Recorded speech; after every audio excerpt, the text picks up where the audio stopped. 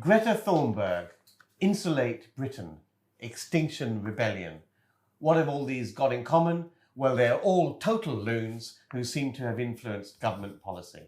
And more to the point, if you're a property investor or buy-to-let landlord, it's going to be a right pain in your backside come 2025. And to discuss exactly why, I'm joined as usual by Andrew Roberts. Hi, Andrew. Hi, Ranjan.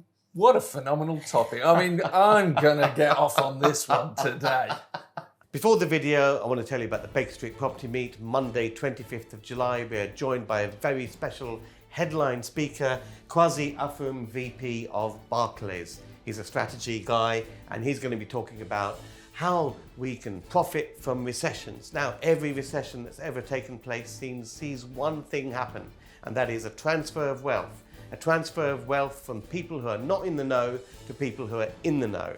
So you need to be in the know. You need to hear from Kwasi Afum, VP Barclays Strategy. You're going to also hear insights from myself and Andrew Roberts. There's going to be a feisty panel debate hosted by the one and only Cyril Thomas. That's all on Monday, 25th of July. Now, normally our networking events take place on Wednesdays, but we've moved it to Monday because of a national rail strike on Wednesday. There's no strike on Monday, and we've got a lot cooler weather forecasted for next week. Of course, our venue is air conditioned and all of that, so it'll be comfy and you'll learn a lot, and you'll have the chance to network and meet up with 300 plus passionate property investors. Book your place now, bakerstreetpropertymeet.com. See you guys on Monday.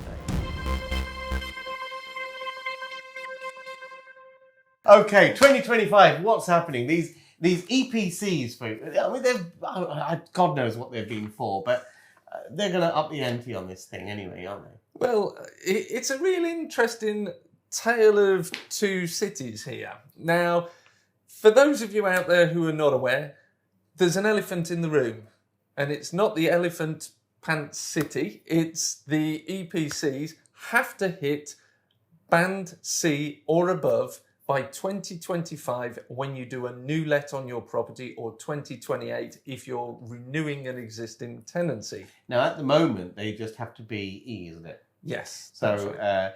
I mean, at the moment, people have just got EPCs. It's fairly easy to get an E certificate. It's just another paper trail. Because, of course, if you do not have an EPC and you rent out a property and then you want to get the tenant out at the end, and you haven't served them with a valid EPC, you won't get possession.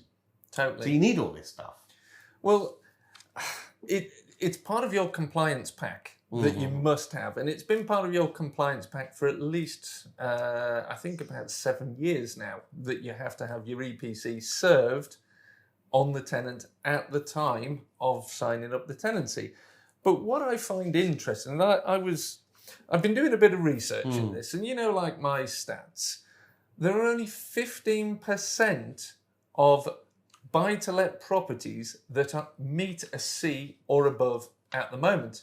So that's 85% of landlords are going to be hit by this. Yeah, but I mean, some people will say that, Andrew, look, you landlords, you're just moaning about nothing. Just put a bit of loft insulation up there and get on with it and get the C and just roll on. What are you moaning about? Well, what I'm moaning about is the unfairness of this, because the government have set a target, which is by 2035, all households should meet a C or above. For God's sake. But landlords have to meet that target by 2025, 10 years earlier than homeowners. Now, the other interesting stat is 33% of houses that are in the rental marketplace were built before 1919. Now, I don't know about you, but when I've been on sites and I've gone to these older properties, what I've seen is if you take up the quarry tiles in the kitchen, you're on bare soil. Of course. And There's these no cavity buildings... wall, they're solid brick. Correct. These buildings are never going to get up to that standard. So what I'm predicting is a landslide sell-off of a lot of Victorian stock. And it depends where. By the way, if you're experiencing this problem or thinking about this problem, let us know in the comments below. Smash that like button, because I think more people need to see this video and it'll help the YouTube algorithm distribute it. Also, subscribe and hit the bell icon. We'll keep you up to date with latest news and trends on the property market. Now, if you've got a 1919 property though, and it's located in Putney and Fulham, it might be worth £1 million. So, spending the money on upgrading it is all fine. But what happens if you've got a 1919 property in Hull? Well, it could be in Hull, or worse still, Blackpool. it could be in Islington. But the problem you've got with Islington is it might be a flat. Now, if you've got a flat, you can't bung some loft insulation in to improve it. You can't whack some cavity wall insulation in because you don't own the superstructure. Therefore, if your building can't meet it, you've got a problem. And you can't go and whack a set of solar panels on the roof. Now, I was having a conversation only yesterday with an EPC assessor. And the conversation was along the lines of, well, just bung some solar panels on, just do this, just do that, spend £8,000.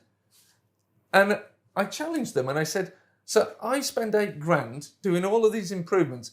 How much does it save on the utility bills? 80 quid a year. So the tenant benefits by 80 quid a year. I've just spent £8,000. I've got no payback. It doesn't enhance the property's price. But Andrew, the problem that you raised, the Islington conundrum and the flat, is very, very real because you don't have permission to put solar panels. You don't have permission to make any of those alterations.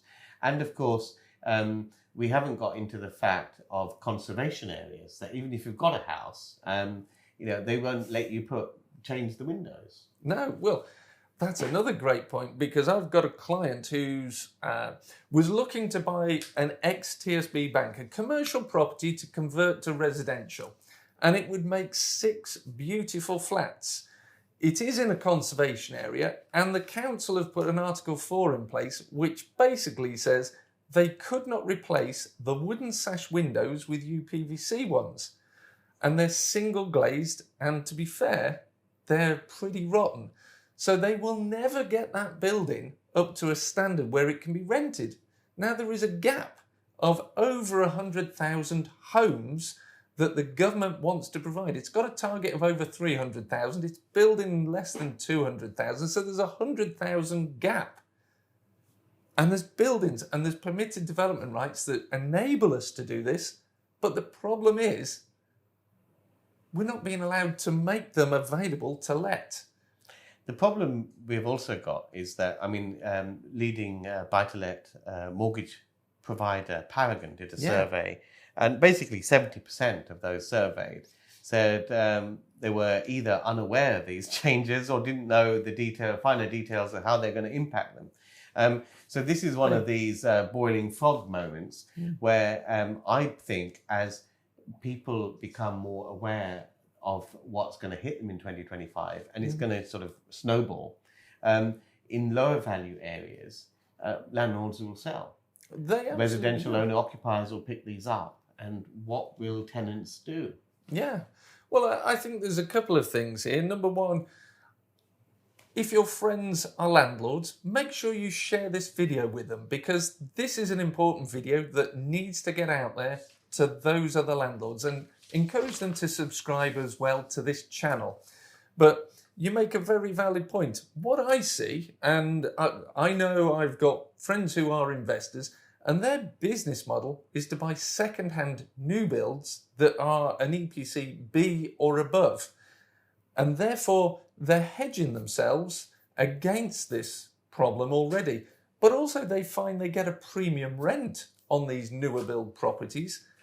And there's another benefit that they have in buying these newer properties with higher EPCs, and that is that banks now have actually started to discriminate against landlords with old properties and low EPCs.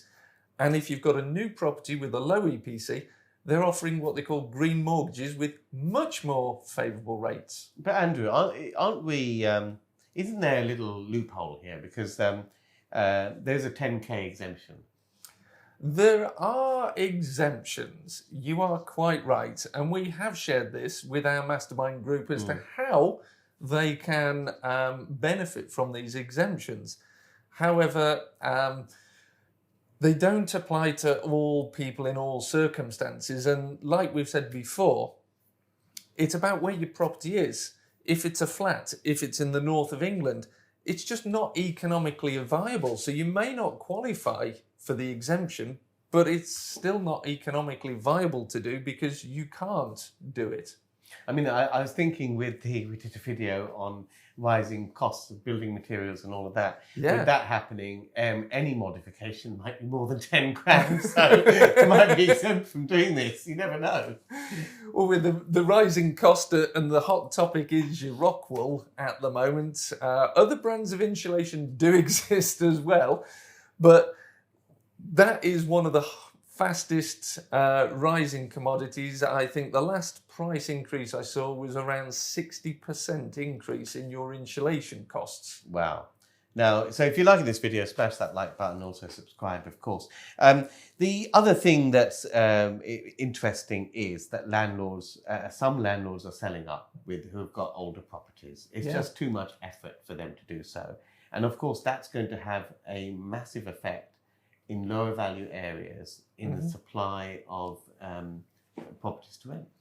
I would certainly agree. Well, we're already seeing landlords selling up through a number of other factors like the Section 24, which is impacting their business. You've got the inflationary effects. You've got rumours of the Section 21 being revoked, which looks to be coming in.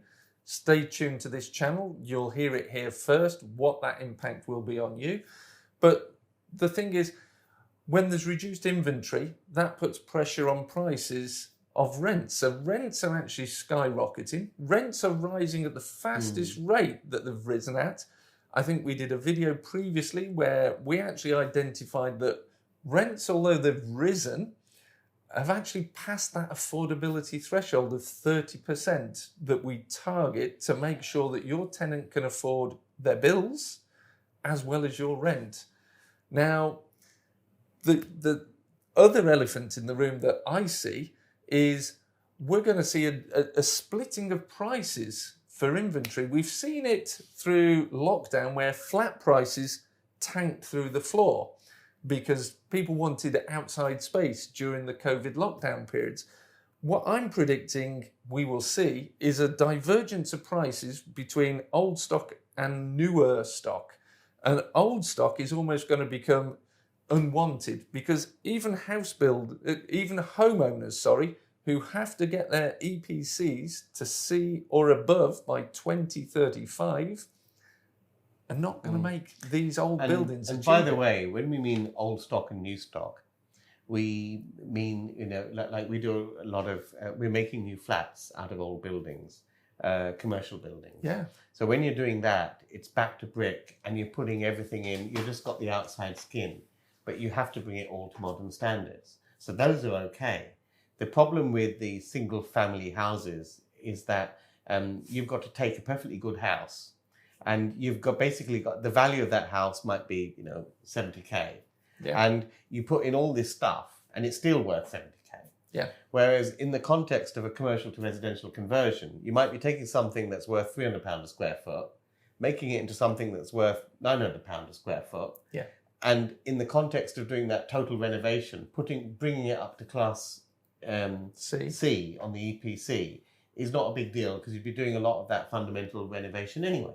Absolutely. And, if I use the example, and we both love the late, great Margaret Thatcher as somebody who was an advocate and started the buy-to-let marketplace off on steroids that it is today.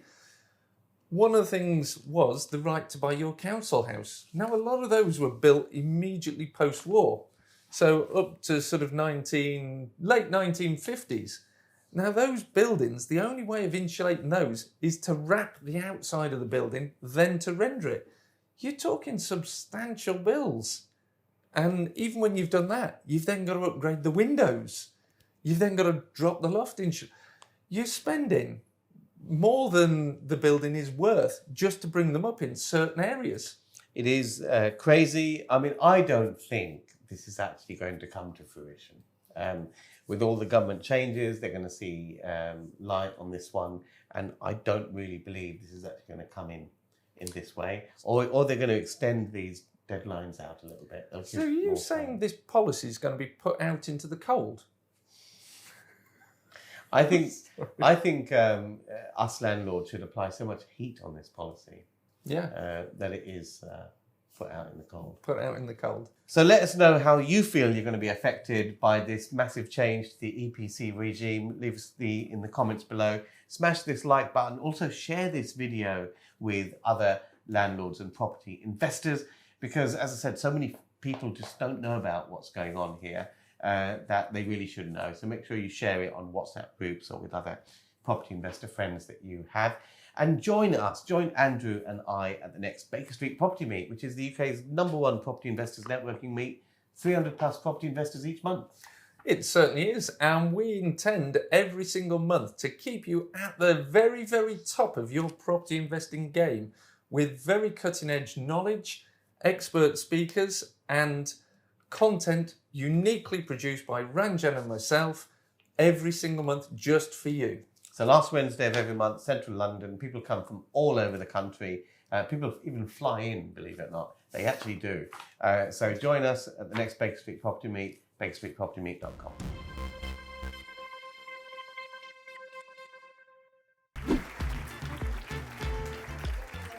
You live in the USA. I do live. You're over here on business. Yes, I am. And you've made a special trip to come here to the Baker Street Property Meet. The quality of people here is better than quite a lot of the other meets. Come all the way from California, and it's one of the reasons why I'm here, to meet like-minded people, other investors, build my network, and continue learning and growing in the property industry. I found it's quite informative, and I can meet a lot of amazing people, so I keep coming. Great knowledge in a great environment with like-minded individuals.